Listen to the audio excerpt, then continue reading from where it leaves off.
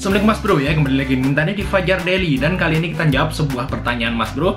Kira-kira pertanyaan seperti ini ya, kita baca dulu soalnya agak panjang ya. Mas mau minta pendapat dan juga sarannya ya. Saya membuka warung kopi dengan modal yang serba pas-pasan. Karena modal yang pas-pasan dia nggak punya tempat tentunya. Dan bagaimana pendapat sampean kalau memang saya nyewa tempat untuk memulai usaha tersebut. Oke, sebelumnya jangan lupa untuk like dan subscribe dulu Mas Bro channel ini dan share jadi terasa bermanfaat. Dan kita akan bahas saja bagus nggak sih kalau misalnya usaha warung kopi itu yang nyewa sesuai dengan pengalaman kita, karena kita punya kenalan yang buka warung kopi Mas Bro. Istilahnya kafe kopi lah bahasa seperti itu ya, warkop. Oke ya. Kalau Mas Bro ingin memulai usaha dengan modal minim dan pengen ngontrak tempat, itu ada beberapa hal yang perlu diperhatikan Mas Bro. Yang pertama ya, Mas Bro harus punya modal serap. Intinya gini, Mas Bro kalau misalnya mau buka warung kopi ya, sesuai dengan pengalaman teman kita, itu jangan nyewa itu hanya setahun ya. Minimal Mas Bro sewa 2 atau 3 tahun. Karena apa? Karena kalau dalam kurun waktu setahun kita merintis usaha ya, itu baru mau istilahnya kontraknya habis tahun itu baru terkenal, baru mau dikenal, baru mau rame, kontraknya habis. Jadi kalau misalnya Mas Bro itu kontraknya cuma setahun, ada beberapa hal yang istilahnya kita nggak inginkan. Yang pertama itu yang punya tempat itu naikin harga sewa karena dia lihat warung kita rame tuh, tempat kafe kopi kita rame. Jadi dia naikin harga sewanya. Jadi Mas Bro harus ngerogoh kocek lebih dalam ya, karena baru mau berhasil kita harus bayar sewa dengan harganya yang lebih mahal daripada sewa tahun lalu. Terus yang kedua, yang lebih buruk lagi, nggak diperpanjang. Jadi kita harus pindah mulai lagi dari nol ya. Jadi minimal kalau misalnya mau Mas Bro punya nyewa, itu udah tempat udah yakin rame, udah yakin ini pasti rame di sini, udah sewa 3 tahun lah, seperti itu Mas Bro ya. Jadi sewa 3 tahun. Jadi misalnya Mas Bro 3 tahun udah punya konsumen tetap, Mas Bro pindah, itu udah enak gitu, konsumennya ngikut. Tapi kalau baru setahun itu wah masih berat Mas Bro. Oke, jadi ada 7 tips kalau misalnya Mas Bro itu mau buka warung kopi ya, menurut kita seperti itu. Jadi yang pertama Mas Bro, ya kalau Mas Bro mau buka warung kopi itu adalah siapkan konsep yang unik. Ya, konsepnya itu harus siapin ya, dari keunikan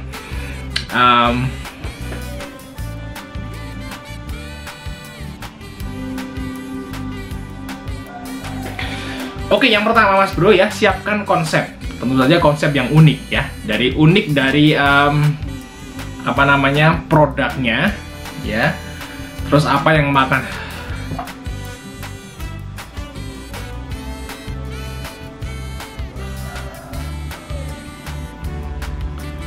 Yang pertama itu Mas Bro adalah siapkan konsepnya ya.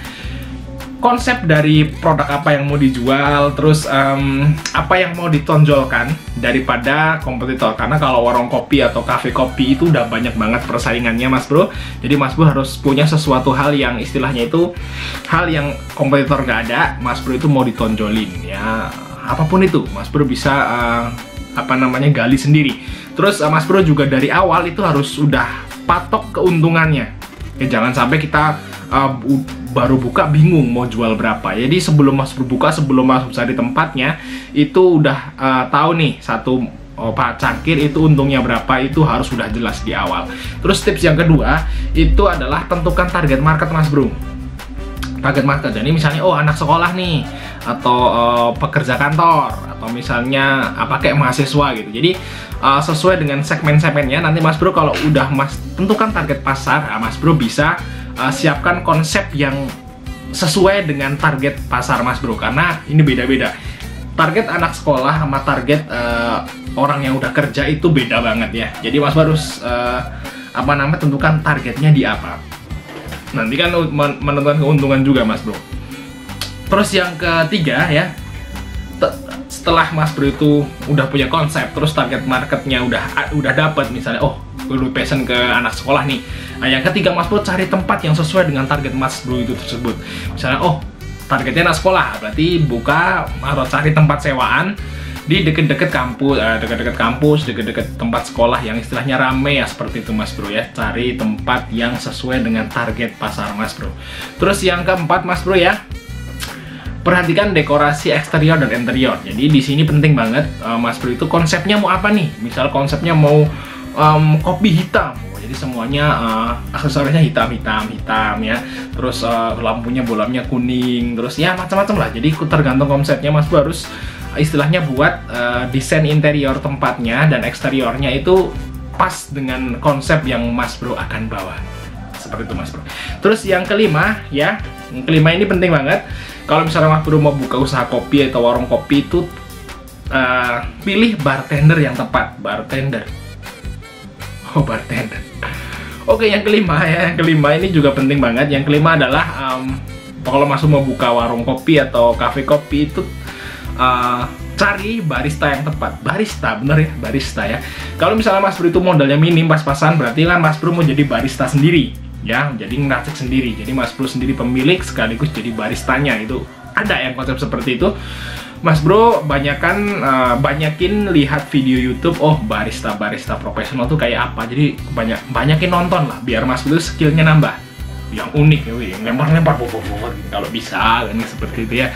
Jadi tetap Mas Bro itu harus lihat referensi barista yang Mas Bro seneng. Mas Bro terus lihat itu di YouTube, banyak kok seperti itu, Mas Bro. Lihat aja langsung. Terus yang keenam ya, yang keenam itu manfaatkan sosial media dengan tepat dan baik dan maksimal. Wih, seperti itu. Jadi kalau sekarang itu konsep penjualan warung kopi seperti itu ya, namanya juga kafe atau masuk kafe itu ya, termasuk kafe kopi itu kebanyakan yang sukses itu dia bisa memanfaatkan sosial media dengan tepat. Jadi misalnya dari Facebook atau Instagram atau apalah yang di lingkungannya itu kalau bisa Mas Bro rekrut. Jadi grup lah, grup Telegram atau grup WhatsApp atau grup Instagram seperti itu ya, suruh follow. Sebisa mungkin Mas Bro konsumennya suruh jadi satu grup. Jadi Mas Bro itu nanti kalau misalnya Mas Bro itu pindah tempat ya, nah itu circle-nya masih ada tuh. Tetap aja, oh kita pindah nih di sini. Nah, jadi konsumen atau konsumen tetap Mas Bro dulu itu tetap datang ke tempat yang baru. Jadi jangan lupa untuk buat semacam kayak grup apalah terserah di tempat Mas Bro itu sosial media apa yang lagi booming itu buat grup seperti ya, konsumen tetap ya. Banyak banget kok yang sukses karena menentukan memakai konsep ini, Mas Bro. Jadi memakai sosial media itu dengan maksimal. Terus yang ketujuh juga tidak lupa itu cari supplier yang baik ya. Jangan sampai kita udah bangun nih usahanya nih, udah jalan, suppliernya macet, ya. Jadi kita nggak bisa buat kopi lagi misalnya, jadi nggak bisa jualan lagi kan, sayang banget ya. Jadi toko atau usahanya bangkrut gara-gara suppliernya macet. Jadi kalau bisa itu pilih supplier yang tepat atau supplier yang baik atau suppliernya punya serep kalau bisa ya kopinya tersebut. Ya mungkin itu sih informasi dari kita ya. Kalau misalnya Mas Bro itu mau buka usaha dengan dalam kontrak itu nggak semuanya itu jelek ya. Kalau warung makan terus kafe seperti itu banyak kok yang kontrak itu berhasil.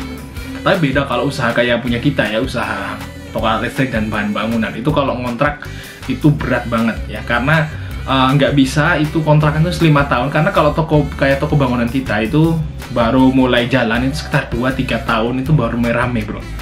Jadi ya baru mulai rame. Jadi 3 tahun setelahnya itu baru. Jadi kan toko bangunan itu lama ya pengenalannya itu, karena memang orang bangun rumah kan istilahnya 10 tahun sekali kan, seperti itu. Kadang-kadang bangun rumah sekali udah selesai gitu. Jadi untuk pengenalan toko bangunan lama. Beda kalau kafe, makanan, warung seperti itu kan beda kan, orang tiap hari makan. Jadi walaupun dia ngontrak tuh setahun 2 tahun pindah, dia pindah lagi udah untung, Mas Bro.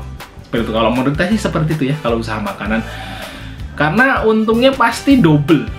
Kalau misalnya kopi 1 cangkir misal dijual 5.000, paling modalnya 2.000 ya. Modalnya bisa double lebih, 150% untungnya. Tapi kalau toko bangunan kan beda. Jual semen modal 50.000, jual 53. Untungnya cuma 2-3% ya. Seperti itu ya. Ya itulah bedanya, Mas Bro. Oke, mungkin sekarang informasi dari kita. Jangan lupa untuk like, subscribe. Sampai ketemu di video berikutnya.